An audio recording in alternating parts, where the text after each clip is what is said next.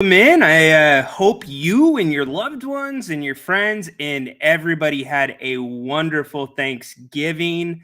Now that that's over and it is Black Friday, hopefully it's Black and Purple Friday. The Kings wrapping up their road trip in Minnesota against the top team in the West, the Minnesota Timberwolves. Will break it all down for you. Also, get you some injury updates and talk about a few keys to the game. And most importantly, your comments and your takes. Want to get you in here.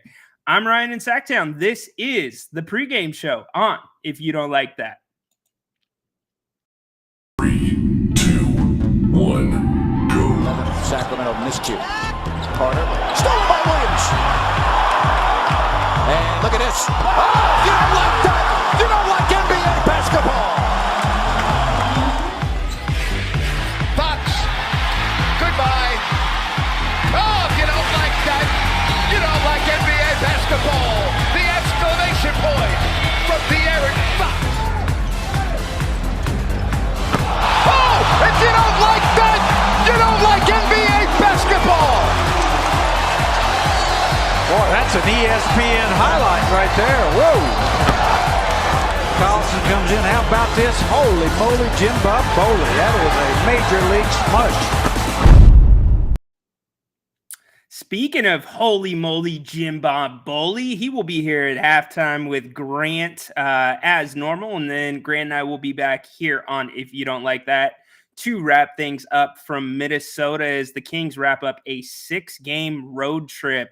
A rough couple of games for the Kings in New Orleans, but you got to put them behind you. I know there's a lot to talk about with the 2-minute report that came out. Does the 2-minute report really make a big difference in the grand scheme of things? Maybe, maybe not. Debatable, but we'll get your guys' takes. But right off the top, let's talk about the Kings because bad game for some of the injuries they're dealing with. Keegan Murray still out tonight with the lower back issue.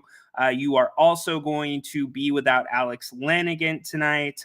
Colby Jones questionable with a lower back injury. So the Kings struggling with injuries at the time that you least want to see it. Unfortunately for them, Keon Ellis as well. He is out. For the Timberwolves, they got a few out, most notably Jaden McDaniels. But the core of the Timberwolves will be available tonight in Minnesota. And you talk about this core. This is a team that's ran off 10 of 11. And they've beat some of the best teams in the NBA, including some of the top teams in the Western Conference. So arguably a team that, for the last year and a half, just couldn't really get it together, partially because of Towns always being injured, but kind of gave a budding star, now a full out star in Anthony Edwards, the opportunity to kind of flourish there and make that team his own. Now that Towns is back, Minnesota they're streaking. They are playing well. And like I said, the Kings with some of their problems on that front line, it's going to be a tough one tonight, but the Kings rise to the level of their opponents. And, the Kings are a good enough team that you're only going to shoot the ball so poorly from distance and from the perimeter so many times in a row, especially in gameplay. So I would expect that gets better. But anyways, let's get to your guys' comments. That is always my favorite part. Cody, right off the bat, he's not feeling confident about a Kings win tonight. Understood. And here's where I'm at, actually. I like that Adam said this, but they might just go off, not counting on it, but it's in the range of outcomes. It absolutely is, Adam. Look at the Minnesota. This is why I think it could happen. It has to happen from the perimeter tonight. You're going to have to concede that the Kings they're going to have a tough time inside, which is going to switch up what they want to do offensively down low. Usually the Kings want to play inside out with Sabonis, but it's going to have to be an outside in type of game for the Kings. Luckily, with offensive rebounding, the Kings have a little opportunity to get in there and get second opportunities, but it's the jump shooting and the threes. That is what is going to have to go in for the Kings, especially because Minnesota, they don't take a ton of three-pointers. In three-point attempts, they're 28th in the league, just over 30 attempts a game. So if you can get up on them a little bit, then they're going to have to beat you old-fashioned style, which takes time off the clock. Other thing, Minnesota does not like to play with a ton of pace. They like to beat you up down low. They like to use all of the shot clock. So does that affect the Kings in some way? Because that means they may be playing defense a little bit longer on the other end of the court, certainly. But if the Kings get it rolling, I'm not sure Minnesota can run with the Kings. The Kings theoretically could cause a few matchup problems on the perimeter. So we will see. MC, right back at you, my friend. Thanks for being here. Hope you had a great Thanksgiving.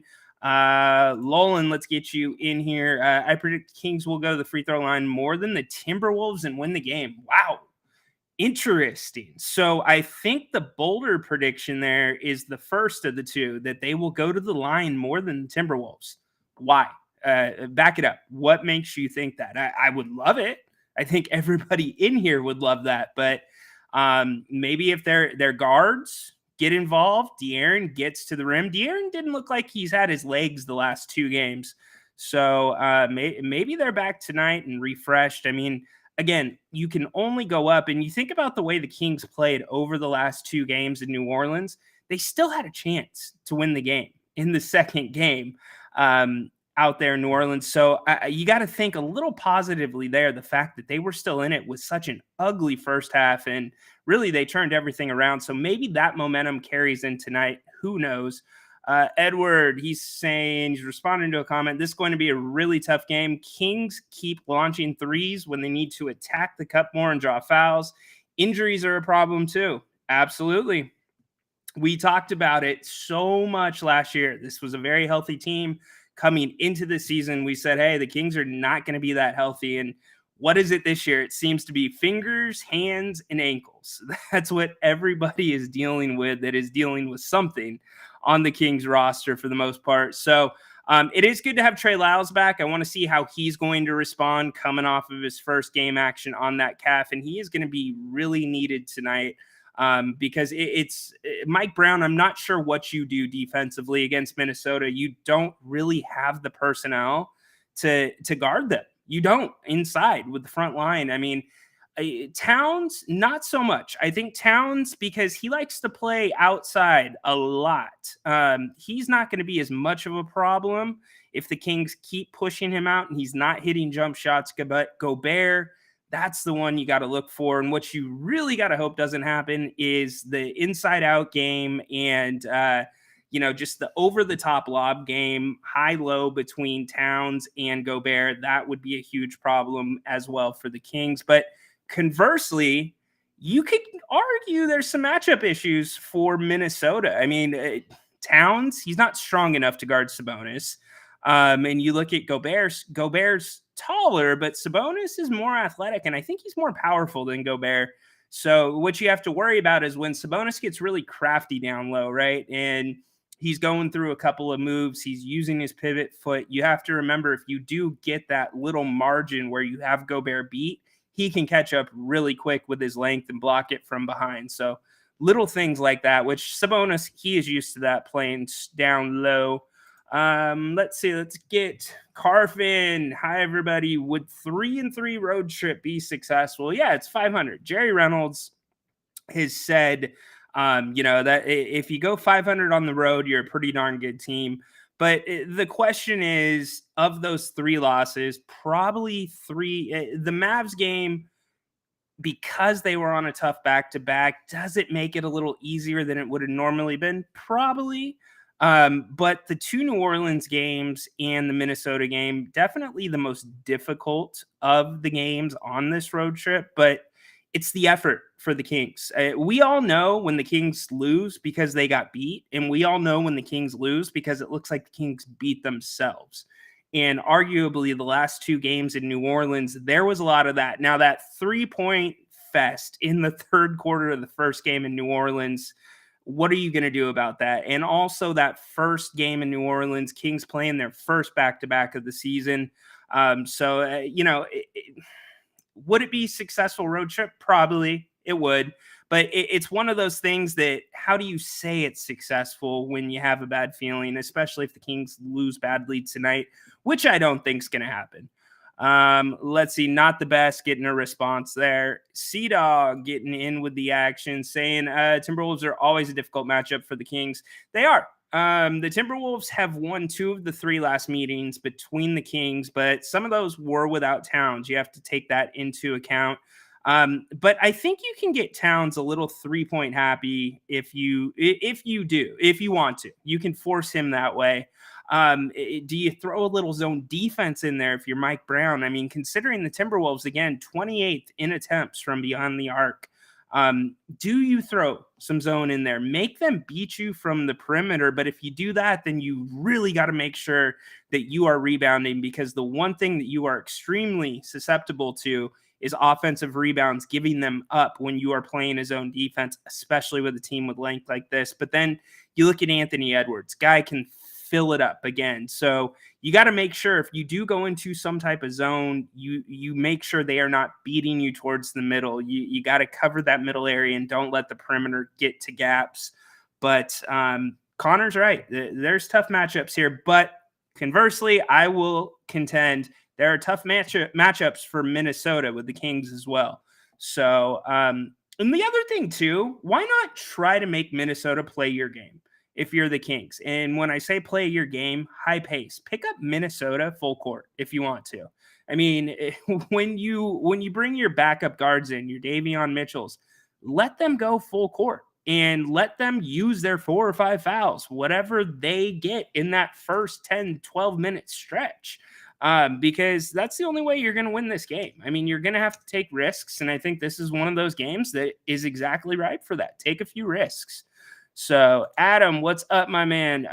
We will take 3-3. Successful teams don't lose back-to-back. Well, the Kings have done a really good job of not losing. Like back-to-back games, they have lost consistently throughout last season, and now we've seen it this season. But they did a really good job of kind of capping it at 2 or 3 games. I think only outside of the first or the 0-4 start last year, the Kings kept it to like a 2 or 3 game losing streak. So if they can do the same tonight, that would be a win here would be huge. It would be a statement game, and Minnesota's due to come out a little tentative. They've won 10 of 11. Most recent win against Philadelphia. This is an in-season tournament game. Both teams are undefeated in in-season tournament play. Does that make a big difference? No. Means you're playing on an uglier court. But it'll be interesting. I think the Kings have a window here to do something nice. And I think tonight don't be surprised if this is a tied game at halftime. Do not be surprised. And if we are talking about a tied game at halftime, that means the Kings are doing pretty damn well. So love all the comments here. Again, hope you guys had a great Thanksgiving. We had an awesome one. Nice to be with family. Mike Brown can go old school and get them to foul out. Exactly right. Why not? I mean, you got to be careful with your front line. Those are the ones you do not want to get into foul trouble. And this is a game where they likely could get into foul trouble. So figure out, if you're Mike Brown, what you're going to do there to kind of mitigate what the big guys from Minnesota can do to you. And don't forget Naz Reid off the bench. That's a guy that Jerry was just clamoring for. And if you want to talk about the best move that Minnesota made in the offseason, it was re-signing him, because he brings a lot to that team off the bench. And honestly, if Towns was to get injured, if Towns doesn't play well this year, to me, that was the insurance policy. Like, we can move off from Towns now that we've got Nas locked up to a very reasonable and fair contract for the Timberwolves. So look out for him. And yeah, I mean, the Timberwolves really aren't too deep when you look at their bench. A lot of the damage comes from Naz Reid. And then the starting 5, you'll get some from some of the other guys, but not a ton. And Mike Conley, he's a crafty veteran at point guard for the Timberwolves, but he's not a big scorer, not a big contributor. He's more of an orchestrator. You know, he's kind of that field general on the floor for Minnesota. So take advantage of him. I mean, I look at what the Timberwolves are going to do tonight. I mean, and I don't see any way that you're not going to have to put Anthony Edwards on De'Aaron Fox. I don't think Mike Conley can even come close to hanging with De'Aaron. Now, granted, not many players in the NBA can stay with De'Aaron defensively, but we will see how they end up guarding it as the Kings get ready to tip off in Minnesota coming up in about, give or take, about 25 minutes. And by the way, if this is your first time here, please subscribe to the channel if you don't like that, and give us a thumbs up too. If you like what you're seeing, Grant and Jerry Reynolds will be here at halftime as normal to break everything down. And then Grant and I will be back after the game to hopefully talk about a Kings win and have some fun. The Kings wins are so much more fun on the post game shows. We just get into random topics sometimes. You guys always make it the best and contribute really well. So hopefully we can do that again tonight. Paul says the bench has to play well tonight. And that's what I mean, Paul. This Kings team's too good to have 3 games in a row like they did. The 2 in, well, I should say 3 in a row, but 2 in New Orleans. I mean, the bench hardly contributed anything. Malik Monk in that last game, almost nothing for the Kings. Sasha, I see the other comment by Dave. Happy to have you here, by the way, Dave. Sasha was forcing things, but tonight's a different game. This is a game where you're going to have to live and die by the perimeter because the inside's going to be taken away a lot. You've got to, if you are the Kings, and it starts with, the point guard, center, point guard, power forward relationship and what they do on the floor for the Kings. Because if you're going to have success, you've got to drag those big guys out on defense, make them make a decision on how they want to guard the pick and roll, dribble handoff. I mean, I would guess if I'm Minnesota, they're going to be doing a lot of switching. And even though the Kings are a massive threat from beyond the arc, they will probably go under screens on a lot of guys and say, make the jump shot. And hopefully that's where I say the perimeter's got to be on. Hopefully this is one of those nights where the Kings are making those shots, and then Minnesota will have to find a way to adjust, because we all know how dangerous this Sacramento team can be in just across the board, whether it's scoring, whether it's pace of play, whether it's getting to the free throw line. Look what they did in New Orleans in their last game. Second half, the majority, 2/3 of their free throw attempts were in the second half. So hopefully they can recreate some of that interior intensity while also knocking down perimeter shots. And if they are able to bring out the Minnesota big guys on the perimeter while the Kings are on offense, that will then open up the opportunities for your Sashas, for your Harrison Barnes, for your set shooters to be able to get good looks with their feet set.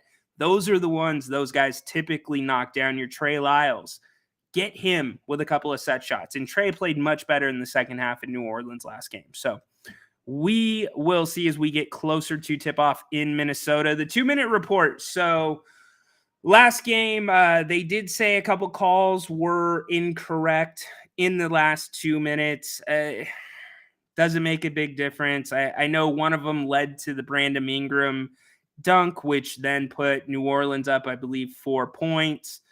Yeah, it does to a degree, but when you look at the entire game as a whole, you think of so many other plays or other situations where the Kings could have done more, because the reality is, yeah, it's magnified because it's the last 2 minutes, but what happens in the first 2 minutes is no less important than what happens in the final 2 minutes. If you get missed calls, if you blow missed layups, those are points on the board regardless of the time of the game, or free throw attempts. So yeah, I mean, it is what it is. The refs are not going to get it right all the time. But, I know there was some talk on the post-game show about the missed calls. Grant and I were, really just not sure. We didn't think it was anything to really shake our heads at, but the NBA has said they were missed, and one of the calls was upheld as well. So anyways, you can go check it out for yourself. There's video clips as well. We're getting some I'm thankfuls for. All right, Dave, what are you thankful for the holiday season? For our Sacramento Kings. Yeah, absolutely. I'm sure they had as nice of a Thanksgiving as you can have on the road. Got some treatment, probably watched a little film, and got some rest. That's what most important. I mean, sometimes you just got to turn off the basketball and just let guys reset a little bit, be human, watch some football, take in the turkey. Don't even get me started on turkey. We didn't have turkey yesterday. Can you believe that? We didn't have turkey. had turkey. Talk about it later. More important things, Kings, Minnesota here getting ready to tip off. But I'm missing turkey. I wish we would have had turkey yesterday. Yeah, they do. Jerry Reynolds has said this forever, David, that Naz Reid is one of the guys that he would have wanted. But now that Alex Len, when he was healthy, Alex Len was giving you a little bit more of what you desired last year, this season. And I think he kind of fills that void without paying him the Naz Reid money. Now, again, it's a fair contract for Minnesota, what they're paying Naz Reid. But yeah, it would be an upgrade. It would definitely be an upgrade. I think now what the Kings need, it's two positions. It's crystal clear. They need a backup point guard who is a veteran, can come in, score, do anything you really want him to do, but can run the offense and play both styles of the offense that Mike Brown likes to play. And then also 3-and-D. I hate saying 3-and-D. I hate it. But that is what the Kings need for matchups like this tonight with Anthony Edwards, and maybe not Anthony as much, but when you get into games where guys are going to be a little bit 3-and-D, here you go, get somebody that can guard Zion on the perimeter that's strong enough to deal with him out there, but also make him work defensively as well and be able to make a open three when called upon on offense. I mean, you got to think these guys, some of these Kings players get some of the best looks from 3-point range in the NBA. A lot of teams do not have looks that the Kings get consistently, which are wide open with your feet set. Now, a couple of them may be a step or two behind the line, but that's still a good shot in today's NBA. So again, that's why I think those shots are destined to fall. And I think they start falling tonight. I really do. I would not be surprised. The Kings will come out competitively tonight. They will come out and hang with this team through the first quarter at the very least. But I think I would be surprised if the Kings do not win this game tonight. It just feels like they will turn things around. They are due for it. They will find a way to, as much as Minnesota can cause some problems on the offensive end with the Kings, I think the Kings can cause the exact same problems for Minnesota. And unlike the Kings, Minnesota, again, does not take a ton of threes, 28th in the league per game. So the Kings, if they're making their threes, they can keep shooting them and they will keep that scoreboard lighting up. So I'm feeling really good about this one. David has a question. Ryan, let's see. Should Kings look for a backup point guard? Yep, 100%. That is something they should have looked at last trade deadline, and it's something they should have addressed this offseason. They did not. They wanted to give Davion that one more year. We see it's not going to work out. Not saying that Davion's not going to work out in the NBA. It's just not the right system for Davion. And I think both sides are recognizing that now. So, Baki, my man, if they put 100% and we put 100%, who's the better squad? Define put 100%. So if you're saying 100% effort, I have no idea because we haven't seen them play this year. If you're saying if they play at 100% of their potential, the Kings should win this game. Minnesota has dominated, or the Kings should win the game, and that's a healthy Kings roster. So I want to be clear about that. But the Kings are, when they're right and De'Aaron's on the floor, they are one of the highest scoring offenses in the NBA. Minnesota relies mostly on their defense. They are an excellent defensive team. I believe they're third in defensive rating in the NBA. Their differential is really good as well. I believe that's in the top 5 in the NBA. So, I still think offense wins in this situation. So, Baki, if it's 100% and the Kings and both teams play to their best, I still think that's a Kings win. So I'm tired of everybody saying that, I always say negative stuff about the Kings and I'm not, I'm getting on them too much. I'm rooting for the Kings, but I have to look objectively at the teams and at the matchups. And that's why, I'll sway one way or the other. Doesn't mean that I'm knocking the Kings. It's just what I see. So, but in that situation, Kings, I'm with you. What up, Albert? How you doing, my friend? We are not going to get a full Bennett's reading in because I want to keep getting to all your comments. There's so many good ones, but guys, get to Bennett's if you haven't already. Bennett's, Roseville, Rockland, and then also off of Howe in Fair Oaks.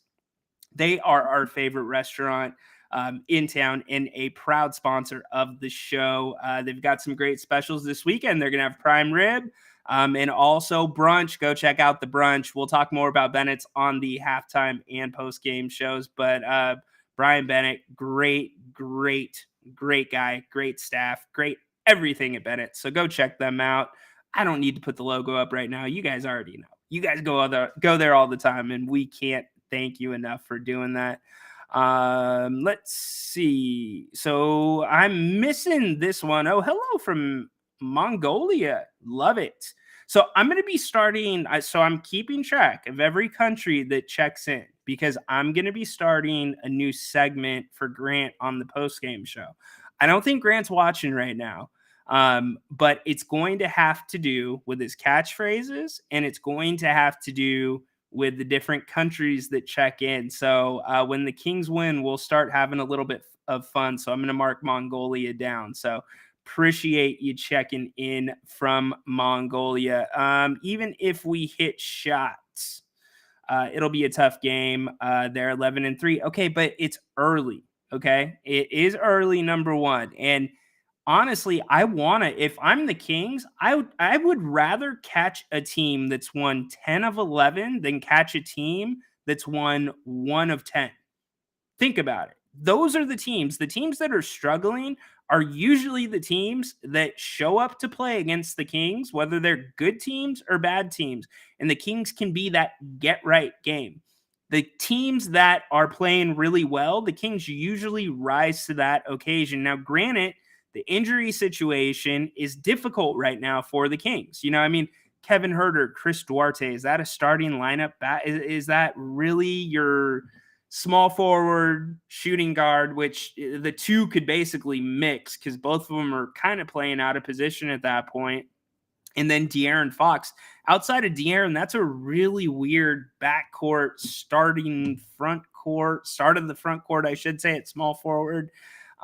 So you take those things into account, certainly. But if the Kings were healthy tonight, I love the fact that the Timberwolves are playing well. And you know what? These are the games. Again, we talk about barometers. We talk about measuring stick games.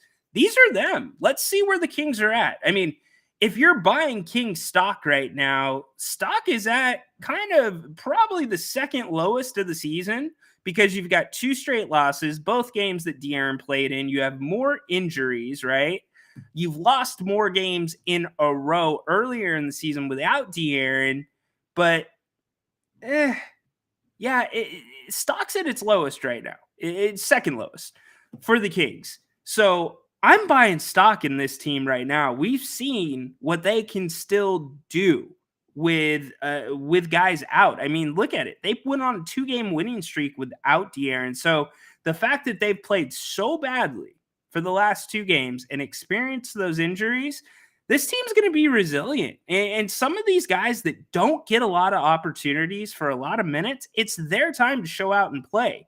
You know, so this is where you have to rely on your JaVale McGee's backing up Sabonis to say, look, JaVale's an NBA champion. JaVale is a veteran in this league.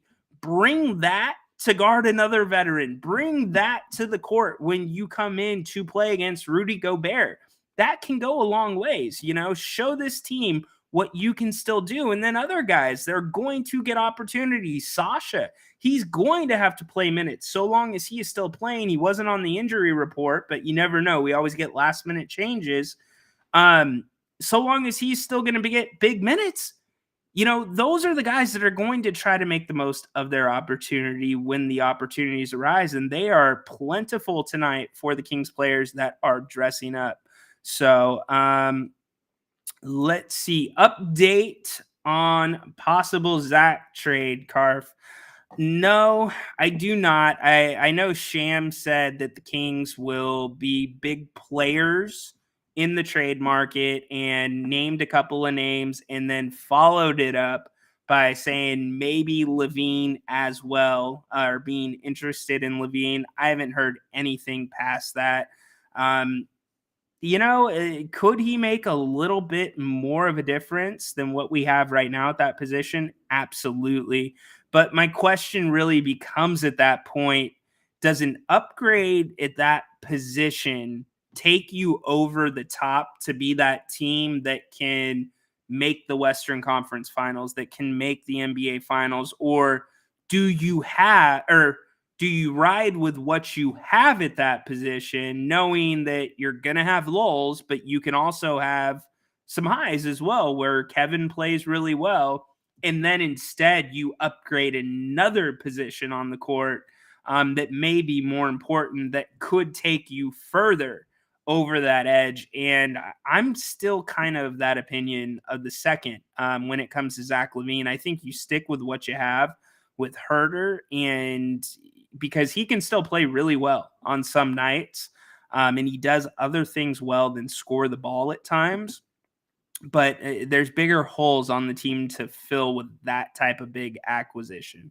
So how's the post 50 life treating me, huh? I don't know yet. You say? Is that how you say your last name? No, I don't know. I'm only 39. I'll let you know when I hit 40, though. How about that? So, no, I am not picking against the Kings. See, this is what I'm talking about, Jose. I'm picking the Kings tonight. I have been ringing the Kings bell. Let's see. Does Bennett have any vegan options? My daughter is claiming she's vegan now.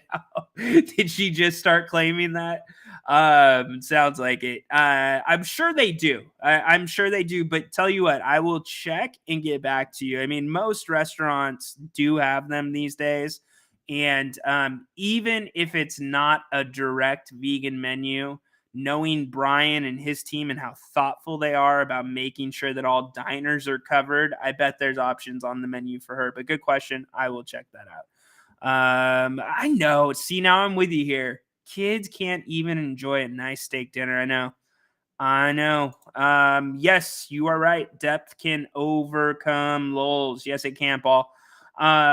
So here's the thing. And this Kings team's very deep right now. They're not deep because of injuries, but again, you look at the players that have played well over the past 2 games, and you look at the list of the players that have not, and that second list is much longer. So I expect it to turn around tonight. And hey, Kings 2-0 in in-season tournament play. So, all right, we're getting ready to wrap up here. They are getting ready to do their on-court introductions in Minnesota. Game on Comcast Sports Net California.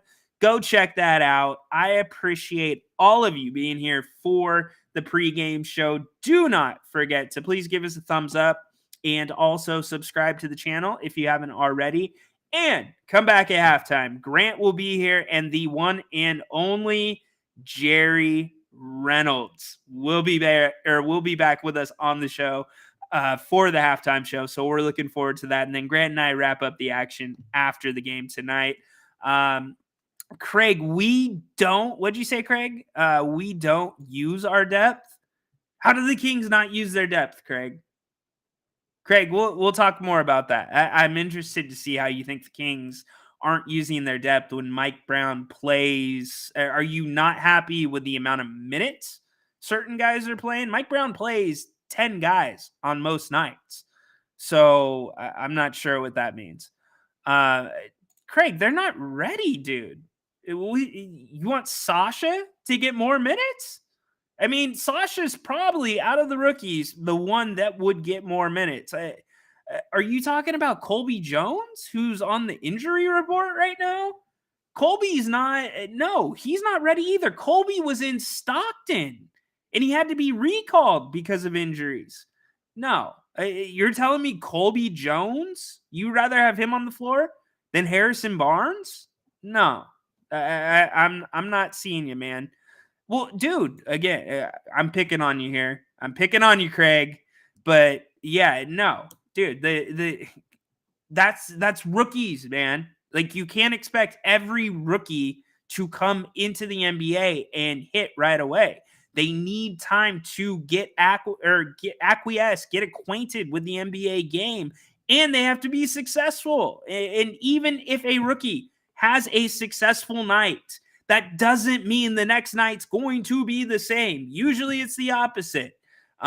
So yeah, sorry, dude. I'm not trying to pick on you, Craig. I appreciate you being here, but they're playing their rookies just right. So I will die on that hill. Anyways, all right. I appreciate all you being here. Enjoy the first half. Come back at halftime. We really appreciate it. And at halftime, Grant and the one and only Jerry Reynolds. All right, go Kings, light the beam. Enjoy the first half. Talk to you guys.